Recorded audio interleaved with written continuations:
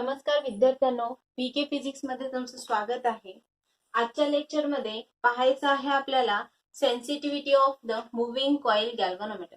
मागच्या लेक्चर मध्ये आपण मूव्हिंग कॉइल गॅल्व्हनोमीटर कशा प्रकारे असतो त्याचं कन्स्ट्रक्शन वर्किंग आपण पाहिलेलं आहे। तर आज आपल्याला पाहायचं आहे sensitivity of moving coil galvanometer, की नेमकी सेन्सिटिव्हिटी म्हणजे काय असतं ही टर्म आपल्याला पाहायचं आहे।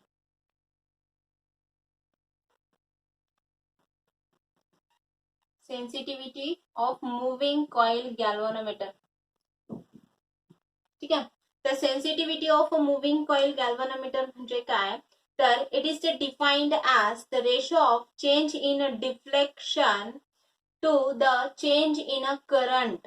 पहा काय म्हटलेलं आहे मी, सेन्सिटिव्हिटी म्हणजे काय आहे। सपोज आपण याला यस नी डिनोट करूया। Sensitivity of the moving coil is defined as the change in a deflection to the change in a current passing through it, ठीक आहे। मग आता याला आपण कसं बरं फाइंड आउट करणार आहे। Suppose S this is the sensitivity which is equal to d theta upon काय घेतलं आपण, डी आय। डी थीटा म्हणजे काय, चेंज इन अ डिफ्लेक्शन, आणि डी आय म्हणजे काय, चेंज इन अ करंट, ठीक आहे। तर we know that, what we know that, काय माहिती आपल्याला, I इज इक्वल टू काय आहे, C upon N B A. आपण जे मूव्हिंग कॉइल गॅल्व्हनोमीटर पाहिलेलं आहे, ज्या विद्यार्थ्यांनी मागचं लेक्चर पाहिलेलं नाही त्यांनी या खाली प्रिव्हियस लेक्चरचं लिंक दिलेली आहे, त्यावरनं तुम्ही मागचं लेक्चर पाहून घेऊ शकता। मागच्या लेक्चर मध्ये आपण हे प्रूव्ह केलेलं आहे, principle of the moving coil galvanometer, I is directly proportional to theta. From this equation we know that C काय आहे, this is the torsional torque और द रिस्टोरिंग टॉर्क। त्यानंतर N काय आहे तुमचा, number of turns of the coil. त्यानंतर B काय आहे, मॅग्नेटिक फील्ड। त्यानंतर A काय आहे, एरिया ऑफ कॉइल आहे, ठीक आहे। C काय आहे, restoring torque. N number of turns, and B magnetic induction, A area of coil, ठीक आहे। Then differentiate with respect to theta we get, पहा आपल्याला काय करायचे, हे जे इक्वेशन आहे ह्या इक्वेशनला डिफरन्शिएट करायचे। डिफरन्शिएट सपोज आपण याला काहीतरी नाव देऊया 1, ठीक आहे। मग आपण काय सांगितलेलं आहे, 1 ला डिफरन्शिएट करा, इक्वेशन 1 ला डिफरन्शिएट करा।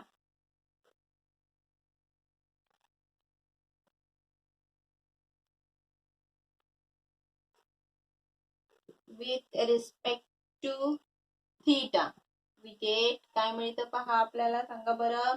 त्याला डिफरन्शिएट केल्यावर डी आय अपॉन काय मिळेल सांगा बरं, डी थीटा मिळेल, is equal to D D theta into C upon काय, N B A into theta येतं, ठीक आहे। Equal to C N B A constant आहे, D theta by D theta केलं तर काय येतं 1, म्हणजे काय मिळालं, सी एन बी ए। पण d I by D theta आहे, म्हणजे तुम्हाला ही टर्म रिव्हर्स केलं, रिव्हर्स केल्यानंतर काय मिळतं, डी थीटा अपॉन काय मिळतं, d I is equal to काय मिळेल सांगा, एन बी ए अपॉन काय मिळतं, सी मिळतं। याचा अर्थ काय झाला, तुम्हाला सेन्सिटिव्हिटी मिळालेली आहे।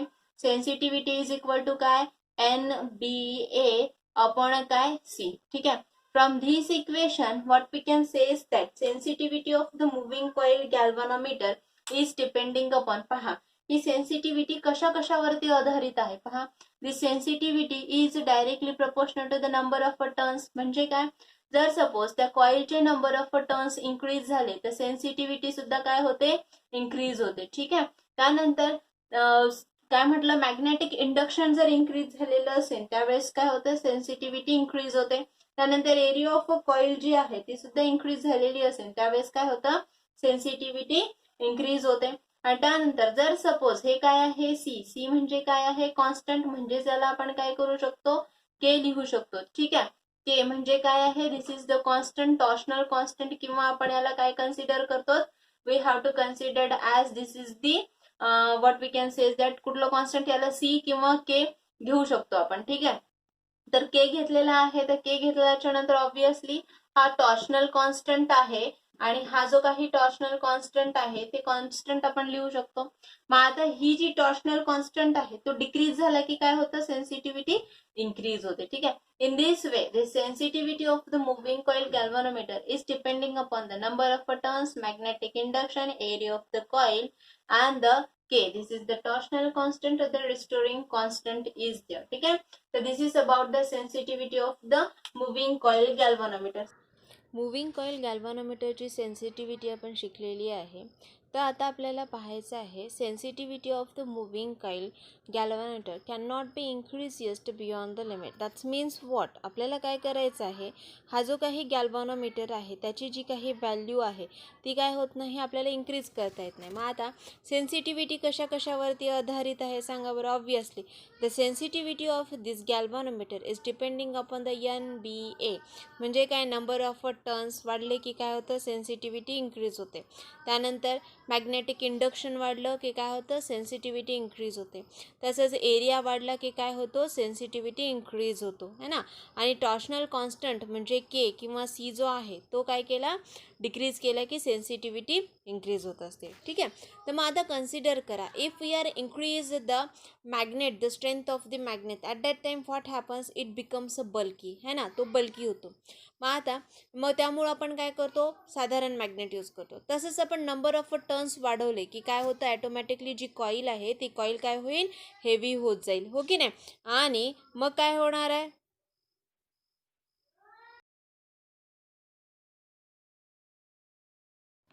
बल्की होत जाईल. मग तसेच आपण जर suppose number of turns increase केले त्यावेळेस काय होईल, ती जी काही कॉईल आहे ती कॉईल काय होईल, मॅक्झिमम हेवी होईल. नंबर ऑफ टर्न्स वाढला ॲटोमॅटिकली काय होते, कॉईल हेवी होत जाते. ठीक आहे. तसंच आपण काय केलं की suspension fibre, obviously coil PQRS जी आहे ती हेवी झाली. मग त्यावेळेस काय होणार आहे, त्याला जो आपण थीन फॉस्फर ब्रांच वापरतोय तो कसा असतो, अतिशय डेलिकेट नाजूक असतो. ठीक आहे. मग आता ही जी काही कॉपर वायर आपण इथे कॉईल्स नंबर ऑफ टर्न्स वाढवले, ॲटोमॅटिकली कॉईल हेवी झाली की तो जो काही फॉस्फर ब्रांचची जी काही फायबर आहे ती तुटण्याची शक्यता असते, आहे की नाही. हे पण होऊ शकतं. मग त्यामुळे ती इझिली सपोर्ट करू शकेन का, ऑब्वियसली नाही करू शकणार. म्हणजे काय, the suspension fibre may not be able to support it है ना. तसंच मग आपण काय करणार की जेव्हा सस्पेन्शन फायबर मग आता तुटणार नाही यासाठी आपण ती थोडीशी जाड वापरू, है की नाही. मग जेव्हा आपण सस्पेन्शन फायबर थिक वापरली असेल त्यावेळेस काय होईल, ऑब्वियसली ट्विस्ट कॉन्स्टंट किंवा जो आपण टॉर्शनल कॉन्स्टंट सी आहे किंवा के आहे तो काय होईल, तो इन्क्रीज होईल. आणि मग टॉर्शनल कॉन्स्टंट इन्क्रीज झाला की काय होतं, ॲटोमॅटिकली सेन्सिटिव्हिटी काय होते, डिक्रीज होते है ना.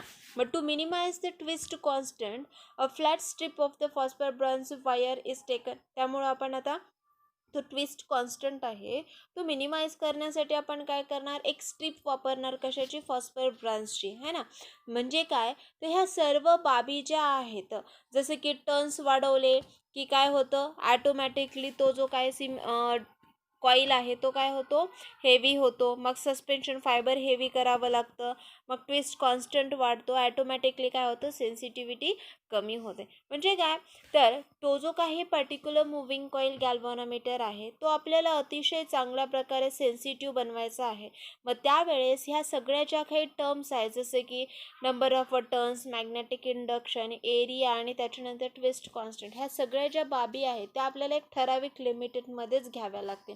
त्यापेक्षा जर आपण त्या इन्क्रीज केलं की ॲटोमॅटिकली काय होतं, तो जो मूव्हिंग कॉईल गॅल्व्हॅनोमीटर आहे तो तितक्या चांगल्या प्रकारे सेन्सिटिव्ह बनू शकतो का, नाही बनू शकत.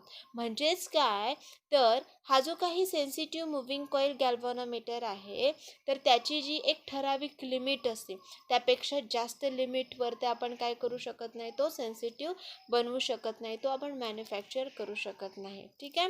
तर दिस इज अबाउट, म्हणजे this is the reason because of this sensitivity of the moving coil galvanometer can not be increase beyond a limit. एक ठराविक लिमिटच्या वरती आपण हा जो काही गॅल्व्हॅनोमीटर आहे त्याची सेन्सिटिव्हिटी काय करू शकत नाही, आपण इन्क्रीज करू शकत नाही. ठीक आहे.